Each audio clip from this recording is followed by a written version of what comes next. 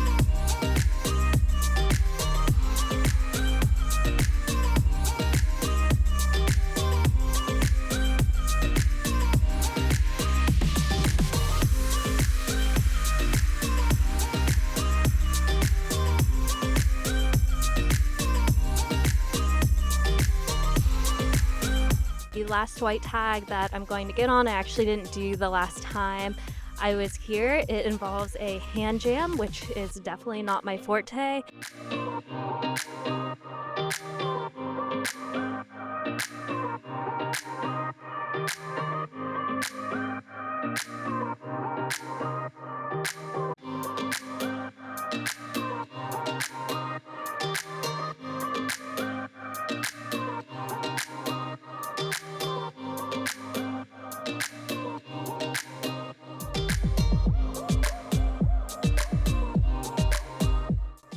I got scared.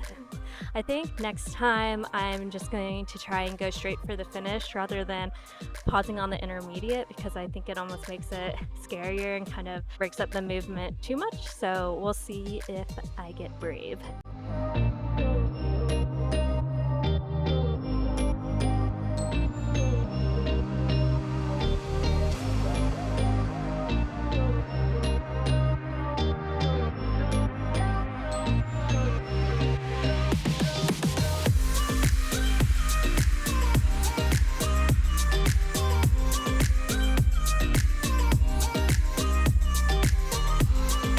Welcome to the TBA room.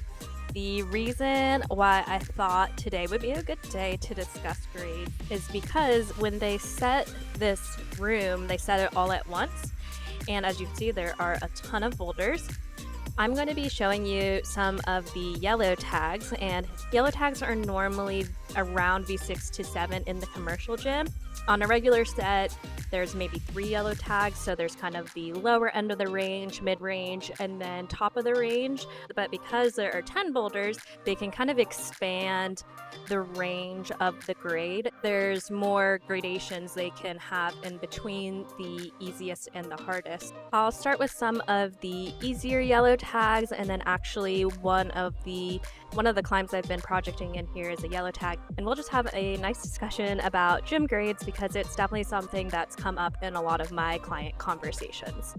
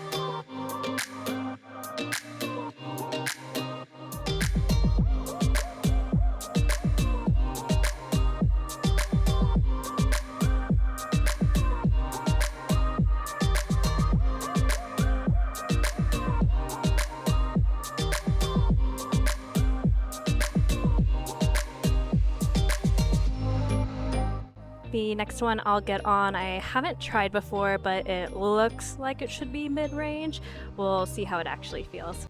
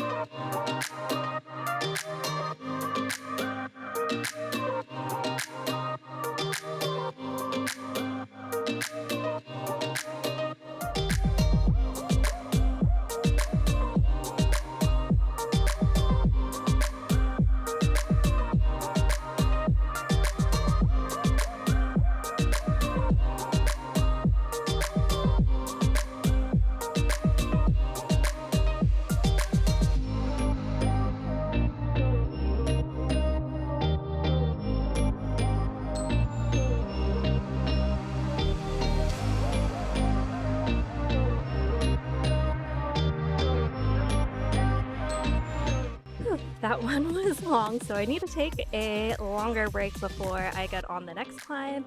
So now's a good time for a little grade rambling. Grades are definitely tricky in part because of how subjective they are. We don't have some sort of objective, concrete scale to measure ourselves on, like someone doing a long jump or someone running a mile on a track. There are a lot more subjective variables. I know a lot of gyms have moved towards circuit grading in part to take some of the weight off of individual grades. So rather than having to put a definition of what exactly is a V4? What should a V4 feel like? Expanding things to allow for some more flexibility, saying, hey, this climb is in the grade range of V3 to V5. But of course, our brains can often just start to think of the yellow tag as a grade in and of itself, and oh, I should be able to climb this grade circuit. And sometimes we can lose sight of the fact that they are a range, and a V3 minus is going to feel very different than a V5 plus. And just keeping in mind that these are ballpark suggestions, they are not concrete measures. This is not an objective scale. So you combine that fact with the fact that the grades are determined by the setters and they are human, and so that's subjective as well. And then, of course, just the climb itself, if it's within your style, if it favors certain morphologies, the difficulty can vary a lot and be pretty hard to pin down. So it's just important to remember that these are not things we need to measure ourselves against. Rather, they're just something to help guide our sessions to try and find the approximate challenge level that we're looking for.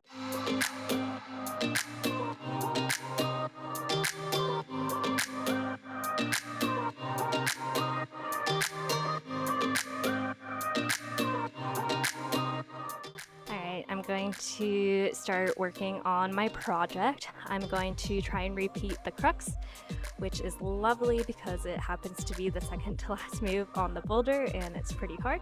So I'll repeat that and then start trying it from the start.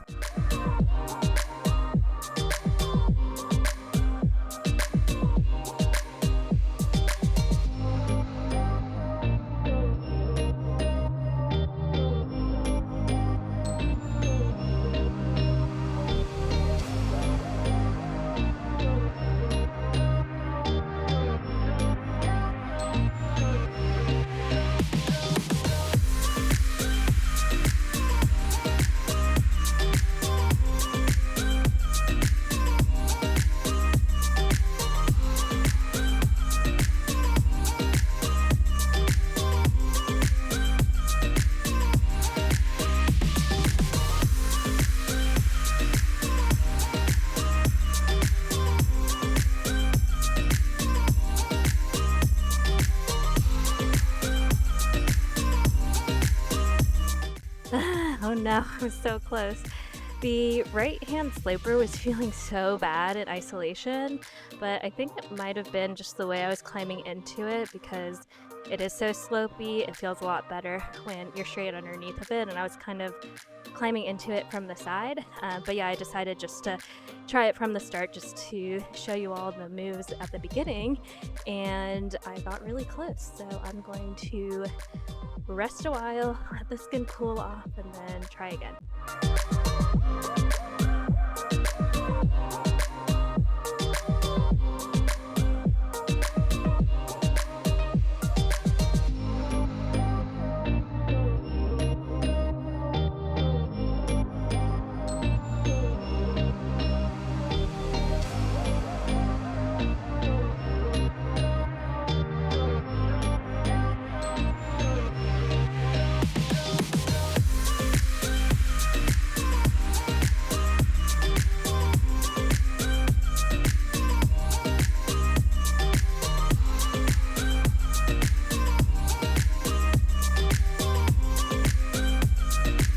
Yay! My right hand even like dry fired at the very end there, and I hung out. So really psyched about that. I think that is my session there. Thank you so much for watching, and I'll see you next week.